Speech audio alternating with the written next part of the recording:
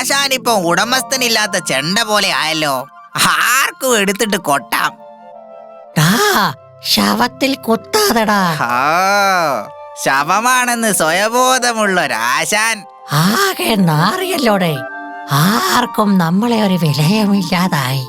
ഇനിയിപ്പോൾ എന്താ ചെയ്യാ? ഇനി ഒരേ ഒരു വഴി മാത്രമേ ഉള്ളൂ. എന്ത് വഴി? നല്ല നിലയും വിലയുമുള്ള മാന്യനായ ഒരു പുതിയ ആശാനെ കണ്ടെത്തണം. തന്റെ കൂടെ നടന്നാലേ എന്റെ വില പോവും. താനെന്നോ? പിന്നല്ലാതെ ഞാൻ പോവാ.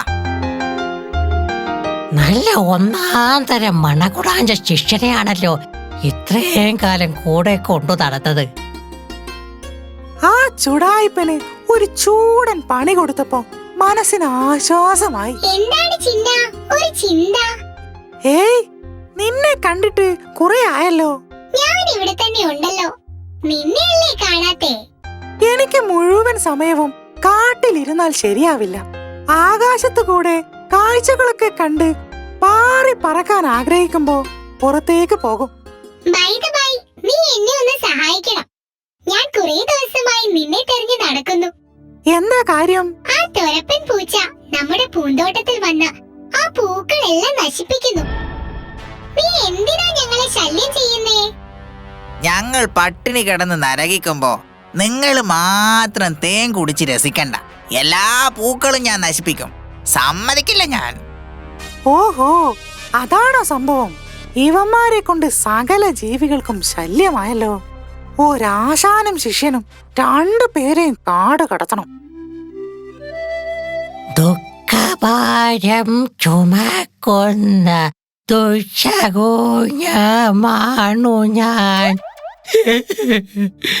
ആർക്കും എന്നെ വേണ്ടതായോ? ഇല്ല, നിന്നെ ഞങ്ങൾക്ക് വേണം. അതാരാ? എന്തു പറ്റി രമണ?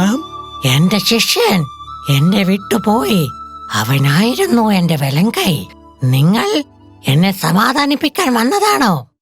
നീ ഈ കൂനിന്മേൽ കുരു എന്ന് കേട്ടിട്ടുണ്ടോ? ഇല്ല. ഇത് കേൾപ്പിക്കാനാണോ ഇങ്ങോട്ട് വന്നത്? ഒന്ന് പോയാട്ടെ. കേൾപ്പിക്കാനല്ല വന്നത്, അനുഭവിപ്പിക്കാനാണ്. വിഷമിച്ചിരിക്കുന്ന നിന്നെ അടിച്ചു ശരിപ്പെടുത്താനാ ഞങ്ങൾ വന്നത്. അല്ലേലും കാലക്കേട് വരുമ്പോൾ എല്ലാം ഒന്നിച്ചേ വരൂ.